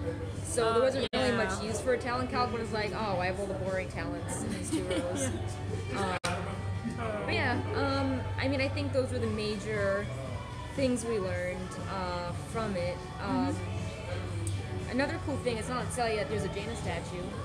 I think that's the only other kind of major thing we didn't cover. I think it was like $800, right? Oh, they didn't announce it yet, but okay. It looked expensive. No price or date yet. It looked like somebody said it, but I guess they just made up a number. I mean, like I thought Diva and Illidan were like 300. They're about 350. Okay. The most expensive one is the Doomhammer hammer. That was $4.50. All right, because it had the Okay. stand. Yeah. Yeah, and you have to buy it So- separately. Right. So estimating maybe 300-400 again. I would Yeah. say no more than 4 or 5. Okay, Guessing. guessing. Sasa's very educated guess. Yeah. But yeah, so I guess that's about it. Yeah, I think Yeah. that actually covered everything. Yeah. My hand keeps moving. We need more of Perk. There we go. That's better. Yeah. So I'm not sure if you guys had any questions. We can look at chat right now. If you guys Yeah. have anything, you could go for it. Just shoot. It's kind of hard to read it on screen, but I'll Yeah. try my best. Oh wow, we have so many people watching. Thanks everyone for the support. We have like 2,000 yeah. people. Yeah, it's really cool. That's a lot of people. Hi Yeah. everyone. If you're watching from Twitch, hello, hello. And if you're watching from Wowhead front page, hello to you too. Hello to everyone. It's just me and Perk here, chilling in the hotel lobby. Oh, with Sass as well. Oh, thank right you there. so Hopefully much. you see it better. Yay. Oh, perfect. Thank you. Yeah, that's a lot more readable. Although delayed. Yeah, I'll get a new mic. Yeah, You know, I saw lots of noticed. yeah. You noticed that too. Yeah, I noticed that. People yeah. were saying Perk sounds so good. Yeah. Yeah, we'll get Yeah. Perk another mic. Oh yeah, one thing I mentioned, Arena was awesome this year. Like, Oh yeah. Yeah, like We Method forgot Orange. to talk about that. Yeah, so like that was just like really inspiring with like Method Orange and Sea-Doo, like just like Yeah. he was trying so long and he finally got Yeah. first place and just like the crowd was packed and like good, Yeah, good everyone job, Wow was Arena. so yeah. excited about it. And yeah. had so many people watching. Did that you was, did that you know felt his so good. stats from the last? It was BlizzCon like thing you saw? 5, 4, 3, 2, 1. Yeah. So he came 5th, and then 4th, and then 3rd, and then 2nd, And with second, then it was first. like the reverse. It was like 0 wins, 4 losses, and now he won 4-0. Yep. So, Yeah. I was gonna ask if we could see more sass, but we just got it. There you go. How about a variant statue? I feel like maybe they would do him as the Blizzard Legends line. I thought it was going to be a troll. Like, how about a variant statue? Like Or a a puzzle. pile of ash. Yeah, No, it's gonna variant be- puzzle. Yeah, spell puzzle. They do need more Feels bad. puzzles. We only have the one so far. Yeah. Any idea if plans for heritage weapons that match heritage armors? I think we asked before, and they were saying that usually they make the weapons for the NPCs to wear. But Yeah. I think that would be cool, especially if they run out of heritage armor to make. If everyone has one, they could just be like, Exactly. "Oh, it's the time for the weapons." you Maybe know? small challenges, kind of like the mage towers. Yeah. To unlock the weapons. Oh, I think that'd be really cool. Like, show your commitment to your faction leader by doing this special secret Yeah. mission for them. Yeah. Um, I'm pretty sure Classic will be divided in the Yeah. same regions as we have now. So Yeah. one for US or NA, and then one for EU. And probably one in Asia, maybe Oceanic. I did not watch the arena finals live because our interview got rescheduled during it, but I was watching the VODs and like following along on Twitter after. Let's see. Yeah, we're reading questions Yeah. in chat, by the way. Yeah. If you're wondering So it's down there. why we're looking down, Yeah. this is why. So I'm going to stick with my rogue, which was the character I made back in the day. If it doesn't, if I don't play the rogue, I might make.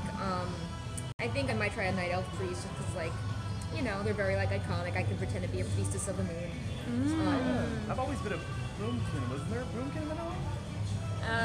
Yeah, moon can Yeah. form. Yeah, but They it was like, I think they if I weren't remember, very it was strong. like unviable. Yeah. You always Yeah. played Resto if you were Druid in Classic, right? Right. Yeah. I might have a hard time if that wasn't changed at all playing it, but we'll see.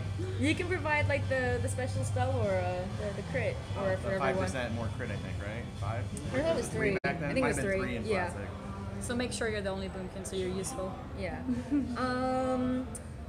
DH Night Warrior eye customization when? I don't know, but I think that would be Night interesting. Warrior. When we were talking to Ian, we're like, We're hey, asking him about I was like, it's weird how the demon hunters have, Yeah. you know, glaives, and they're the only class that can use this, you know, sentinel weapon. And he's like, oh, it's not so weird because, you know, maybe the demon hunter glaives evolved from, you know, the night elf culture of the sentinel weapon, so it's not so different as you may think. Let's see. I think I'm not seeing anything super new. I'm probably going to be playing Warlock. I have considered predictable. playing Mage. Yeah. Because I feel like I really enjoy the old school kind of Frost Mage gameplay for PvP, especially World PvP, that I think would be really fun. But at the same time, I feel loyal to my Warlock, and I would love to play that at level 60 since I've never done that. But yeah, I haven't decided yet. It's gonna be one of the two. Probably, yeah, I can't say probably. I don't know. One of the two. We'll see. Yeah, I'm gonna be farming all the shards, fill my bags before raid time. Yeah. Yeah, I think that's about it. So yeah, I think that is about it. yeah. I hope you guys enjoyed this quick recap.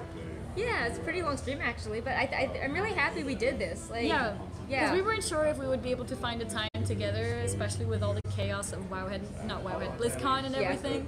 But yeah, we're glad to be here and do a quick recap. I think this is the first IRL Wowhead Weekly that we've ever done, so that's really I think cool. the format went really well. It was Yeah. good. I liked it. Yeah, and we even talk about classic cast, and then we could get S-Band over. Yeah, that was good. So everything was very, very, what's the word, like dynamic. So that was fun. Yeah. We'll have a bit more coverage on Wowhead. We have some interviews to recap. Apparently, the French fan site Mammy Twink had something interesting about old gods that my mind went quiet was telling me about. I want to do a lore recap on what the Sylvanas Garrosh implications could be. We might do like a little analysis of the cheese factors of the NBI, because everyone's always like horde, but they all played Alliance for the Shadow Meld, which was really funny. So there's like funny cheese going on there. But yeah, it's, most of the coverage is wrapped up, and I'm really happy 8.1 is not instantly, so I can have time to actually Back and relax. like sleep, see the cat. I'm also glad it's Yeah. after DreamHack Winter. So DreamHack Winter's coming up 30th of right, November, yeah. and I'm gonna be there. So I'm Nice. glad it's after that, Right. like a week after that. So gives me some time to not have to worry about new content too fast. Yeah. So yeah, a proper high five. Yeah, we'll do a high five. What is this? This is the weirdest trade I've ever had in my life. So, some guy wanted a pin from me yesterday, and I guess he's in the Air Force, and so he's carrying around what he calls, this is what fighter pilots eat. It's like, it's caffeinated apple pie in a tube. Caffeinated apple pie. Yeah, and apparently chunky. This And it this just looks has so the, dodgy. Like I know. It has nothing else on it other than the Air Force logo on the sides there. The Like title. it's just been glued on, or like just stuck on. Like Yeah, and that's it. That was hilarious. And he also invited us, me and my family, to come up to the Air Force base. and it says caution, do not use if tube is swollen. Yeah. Sounds So dangerous. Sass is gonna go to the Air Force base and do Blizzard pin trading. Maybe, I don't know. The guy, but I It's trust that it's sealed. sealed. It's got It's this. I don't know. What's that sealed? I don't know. It's So got a what foil on what it. was the biggest pin? What was the pin you got that you were most looking forward to? The rainbow pin, I guess. The diversity Blizzard pin. Right. Celestalon is in the chat. He said he thought that was hair dye. Oh. Hair dye. It does have a similar tube. Yeah. What's safer to eat?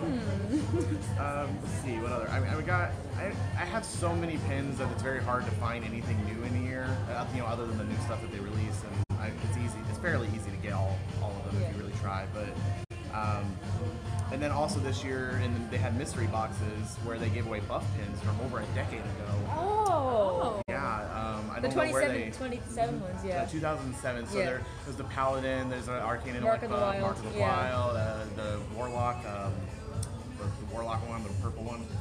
So I mean, there's a lot of them, and they were extremely rare for a very long time. So I have no idea how many got out there now. So I have to reassess that.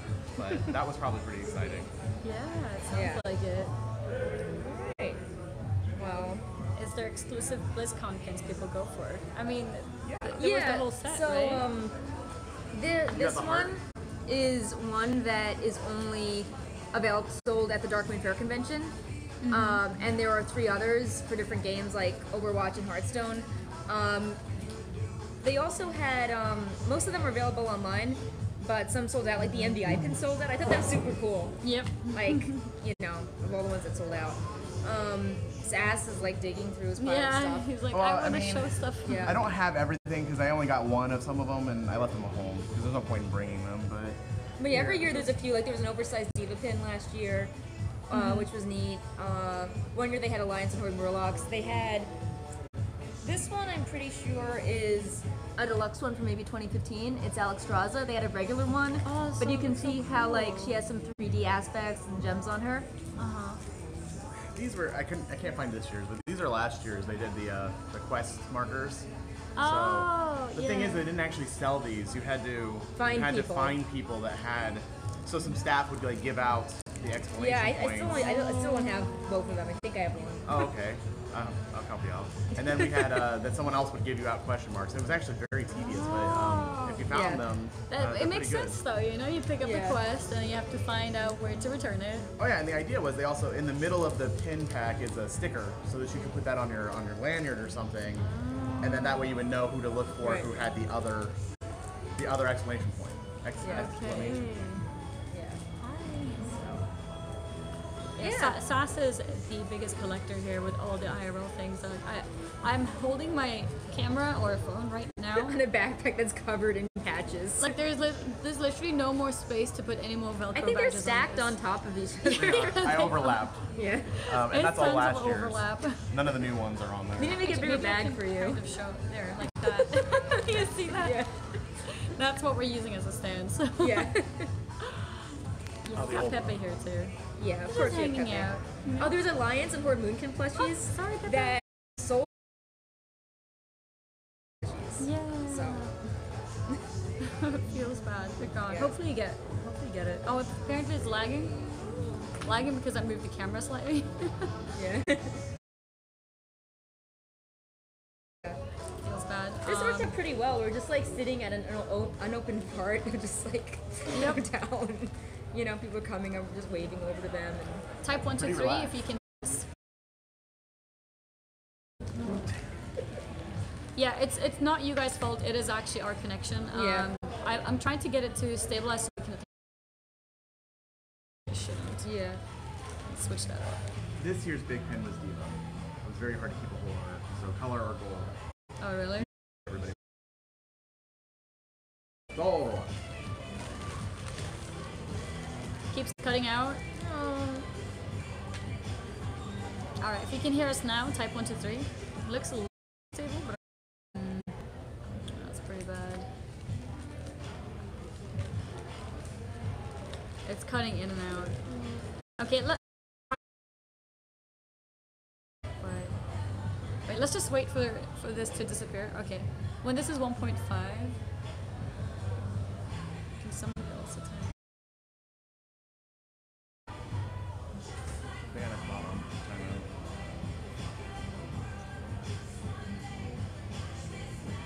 Alright, are we back?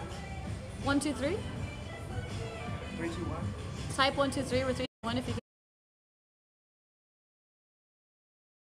It might be a little bit of a choppy vibe, but hopefully you can see us. It's bad. Okay, well, we'll try anyways. Yeah, at least thank you guys so much for watching us. We have not done this in the past ever before, at least not the two of us together. I really like to read channel, being around. Not lagging every 3-4 seconds. Hopefully you can hear what we're saying. Yeah, we love you guys. Perk here. Yep, thank you for all watching. You know,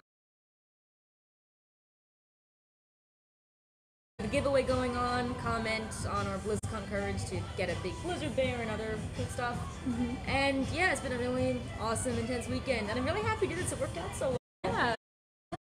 The party was awesome. And thank you, Sass, for being here and for all the other things that you did. You came up on stage with me. That was. And it can stick into a metal detector, and it got stuck, and it had lots of metal in it. Oh yeah, that was a fun story. Lots of metal in it. I'm thinking a wire structure of some sort, and security wasn't sure about me. I'll make it happen. He'll make it happen. Yeah. Wink. No, But yeah, good afternoon, good night, good whatever time zone you're in, and we'll see you guys next week going on, and we'll see you then. Yep. Bye bye, everyone.